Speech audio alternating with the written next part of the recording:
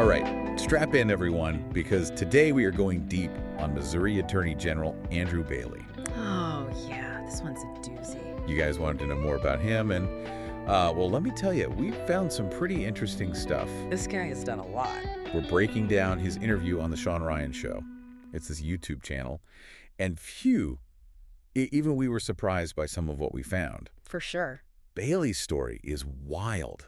I mean, we're talking tank commander in Iraq, legal crusader, really interesting guy. It's kind of amazing how his background just threads through everything he does. Right, like from his military service to his faith, even being an adoptive father. Yep. It all ties together. It really does. Okay, so let's rewind all the way back to Bailey's early life. Okay. Grew up in Columbia, Missouri. Mm-hmm. Classic all-American kid. Totally. Boy Scouts, debate team, total history buff. Uh-huh. But then, 9/11 happens. Yeah, and that's a real turning point for him. Right. He had an Army ROTC scholarship, but, planned on going to law school first. But after 9/11, it's boom, a switch flipped. Wow. Yeah, he specifically requested combat arms. He wanted to be in on the action. Absolutely. He didn't want to sit on the sidelines. No way. And he ends up a tank commander in Iraq. Not once, but twice. 2 deployments. Yeah. Wow. And he even talks about this, crazy experience witnessing a tank, get completely obliterated. Talk about a reality check. Especially in your early 20s. Yeah. You could just see how that would shape his views, on PTSD treatment. Right. It's not just theoretical for him. Not at all. He's seen the effects firsthand. Yeah, and you can see how he is, really pushing for exploring all options, even psychedelics. Yeah, to help veterans struggling with PTSD. It's pretty forward-thinking. So battlefield of the courtroom, how's that for a career change? Right, quite a shift. He goes to law school at the University of Missouri. Uh-huh. And get this, his professor was none other than Senator Josh Hawley. I did not know that. Yeah. Wild. Crazy, right? What a small world. Now, Bailey is, very open about how tough it was to transition back to civilian life. Yeah. The communication style, the pace, everything. It's different. It's all different. And it's something a lot of veterans struggle with. Yeah, for sure. It's a big adjustment. And he jumps right into this really high-stakes legal career, right? Oh, yeah. Starts as an assistant attorney general, Mm-hmm. defending Missouri's execution protocols. Oh. Talk about diving into the deep end. No kidding. Right. I mean, this is death penalty cases. Yeah, heavy stuff. Heavy stuff, for sure. Really intense. And he goes deep on the legal and ethical considerations. He does. He even explains this thing called the forfeiture by wrongdoing doctrine. That's a mouthful. It's a legal tool. Oh, okay. That means even if the victim is gone, right, their story can still be heard in court. Wow, I never knew that. So that's pretty interesting. Yeah, that is. But he's also a total family man. Oh, yeah. Through and through. Absolutely. Him and his wife, they became foster parents in Warren County, where he was also a prosecutor. I see. And they ended up adopting 3 kids. Oh, wow. And there's this really hilarious story he tells. Oh, I love a good story. About how his kids think babies come from Burger King. Yeah, because that's where they first met their siblings. Oh, that's adorable. Right. It's funny, but also, makes you think, yeah, how do his kids shape his worldview? That's interesting to consider. It is. All right, fast forward to today. Attorney General of Missouri. Mm-hmm. And things get even more interesting here. Yeah, buckle up. We're talking free speech, government censorship, taking on big tech. These are big issues. These are his top priorities right now. You can tell he's passionate about this stuff. Oh, yeah. And it's no surprise. Yeah. His own experience with alleged censorship on social media is a huge driving force. He feels very strongly that these platforms, they hold so much power. And that they're often used to silence people who don't agree with them. He sees it as a real threat to free speech. Yeah, it's a big concern. And into democracy as a whole. He specifically calls out an investigation into Google, suppressing Republican fundraising emails. Yeah, he sees it as clear bias and manipulation. Right, they're trying to control the narrative. Absolutely. And you wanted to know what makes Bailey tick, right? Right. Well, this right here, this is a big part of it. It's key to understanding his motivations. And it's important to note, yeah, he's not just making accusations. Right. We're talking subpoenas, civil investigatory demands. He's not messing around. He's using the legal system to build his case. He's taking it very seriously. He's also upfront about how hard it is to go up against these tech giants. Yeah, they got tons of resources. Right. Armies of lawyers, all these tactics to slow things down. It's like David versus Goliath. It really is, but Bailey seems totally determined to fight them. He's not backing down. He's also battling what he calls corporate racism. Interesting. Specifically, he's targeting IBM's DEI program. DEI, so that's diversity, equity, and inclusion. Right. Okay. And he's arguing that it actually discriminates based on race. Really? And that it violates the Missouri Human Rights Act. That's a bold move. It's definitely controversial. Yeah, for sure. But he's using his platform to challenge what he sees as a system that actually promotes inequality. He's not afraid to go against the grain. Not at all. You can sense the ambition. It's like, okay, where's the line? Yeah. Between promoting diversity and making sure everyone's treated equally. Right. That's the real question here. It's a tough one. It is. Then there's gun rights. Huge issue for him. Huge. I mean, he's very outspoken about it. Bailey's stance is abolish the ATF. Wow. And he thinks most gun restrictions are unconstitutional. He's a big Second Amendment guy. Oh, yeah. And, he really gets into the historical context. Yeah. Emphasizing the Founding Fathers' original intent. This goes right back to his core belief. Which is? That the government should not interfere with people's individual liberties. And states' rights are a big part of that. Huge part of his philosophy. And then there's George Soros. Right. And his influence on the criminal justice system. Bailey is very critical of what he calls Soros-funded prosecutors. He thinks they're deliberately undermining law enforcement. And fueling rising crime rates. It's a strong accusation. He points to his success removing a Soros-backed prosecutor in St. Louis. Right. Which he believes had a big impact on crime in the region. He uses this really powerful image. Oh, yeah. He talks about, a blast radius of criminals. Ooh, that's a powerful image. It is. Spreading outward from the city. Like a ripple effect. It makes you think, how much does local politics really impact our everyday lives? Right. It's a good question. Like, how connected is it all? And he connects this local issue to a national trend. Yeah. He sees these Soros-backed prosecutors as part of a systematic effort to weaken the justice system. Okay. And to, go easy on crime. He doesn't hold back, does he? No, he's very outspoken. He's not afraid to call out what he sees as hypocrisy, especially on the left. Like, he contrasts how classified documents were handled with President Trump versus President Biden. That's a hot-button issue for sure. It is. Very politically charged. And he highlights what he calls a two-tier justice system. Right, like there's one set of rules for some people and another set for others. You can really see his military background coming through here. Oh, yeah. This emphasis on order and accountability. Makes sense. He's troubled by what he sees as a twisting of justice. Right. And the rule of law. It's a fundamental principle for him. He's also pretty critical of the Biden administration's handling of the border. Yeah, that's another big issue for him. He calls it a national security crisis. He sees it as another example of the government failing to do its job. Right, and he's not just complaining about these things. No, he's actually offering solutions. Okay, like what? Well, Bailey believes states should push back against what he sees as federal overreach. Interesting. He points to Missouri's Second Amendment Preservation Act as a prime example of that. Right. The state asserting its sovereignty. Exactly. He's like a legal chess master. Yeah. Always thinking several moves ahead. Always strategizing. He's not afraid to push the boundaries. Even if it means taking on huge opponents. Like the federal government. Or massive corporations. He's a fearless fighter. He's even suing the Chinese government. What? Over their handling of COVID-19. Wow, that's ambitious. Seeking a $25 billion judgment. $25 billion? For the harm he believes they caused Missourians. That's a huge number. It is. And how would they even collect that? He's realistic about how hard it would be to actually collect that money. Yeah, that's a long shot. But it shows he's willing to think big and hold even global superpowers accountable.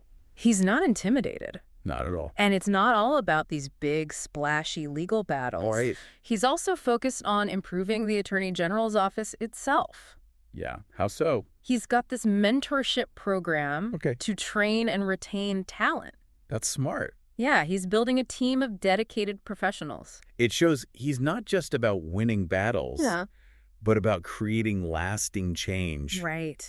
within the Missouri legal system. Yeah, it's a long-term vision. And he's even open to a future role in the federal government. Oh, interesting. If the opportunity comes up. So he's got even bigger ambition. He does. You know, he sees it as another way to serve his country. Yeah. And to keep fighting for what he believes in. This guy's a man on a mission. That much is clear. Absolutely. Patriotism, rule of law, protecting Americans' rights and freedoms. Those are his core values. That's what drives him. You can see it in everything he does. And his personal experiences have definitely shaped his worldview and his leadership style. He's a complex figure. He is. You know, he brings a unique perspective to politics. For sure. It's refreshing, actually. And it's safe to say he doesn't shy away from a fight. Nope, not at all. Even if it means making some enemies along the way. He's not afraid to ruffle some feathers. We've covered a lot of ground here today. We have. Military service, legal battles, family life, political ambitions. What stands out to you about Andrew Bailey? I mean, I'm just struck by how he connects seemingly unrelated things. Right, like it's all connected for him. From the battlefield to the courtroom to even the family dinner table, it all ties together. He sees the world through this, like, very specific lens. Yeah. Informed by his experiences. He's a fascinating guy. He is. He's definitely a force to be reckoned with. I'd say so. We'll be back to unpack even more of Bailey's legal battles and political strategies. Can't wait. Stay tuned. This is going to be good. Picking up where we left off, Bailey is certainly not one to shy away from a fight. Especially when it comes to, like, those really hot-button issues. He really isn't. Yeah. It's like he thrives on it, you know. He does. He does. We were talking about the death penalty earlier. Right. He's all for expanding its use. Especially for people who commit crimes against children. Yeah, that's a big one for him. It is, and he's not afraid to talk about it either. You wanted to understand his stance, and, well, this is it. It's a complex issue, for sure. It really is. And he kind of dives right into those moral complexities. Right. He doesn't sugarcoat anything. Not at all. He actually gives us, like, a little glimpse into what it was like for him. Yeah. Defending Missouri's execution protocols. Wow, that must have been intense. You could just feel the weight of those decisions. Yeah, like the legal intricacies. He's clearly given this a lot of thought. It's not something he takes lightly. Not at all. And that commitment to transparency is really something. Yeah, I agree. He's adamant that Missouri's methods are humane. And constitutional. He even talks about the switch from a 3-drug protocol to a single drug. It's not exactly light dinner table conversation. No. But you get a sense of, like, his dedication to upholding the law and, you know, addressing those ethical concerns. It's a tough balance.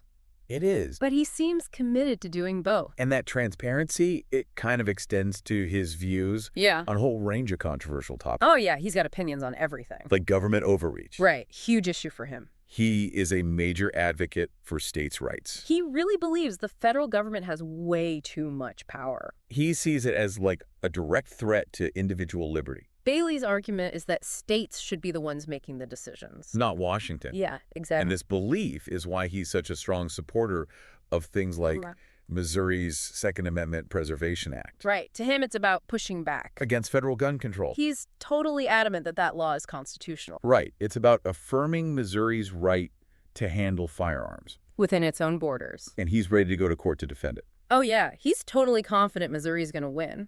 It's a high-stakes battle, for sure. No doubt about it. And it could have, like, huge implications for gun rights all over the country. It could set a precedent. But for Bailey, it's even bigger than just guns. What do you mean?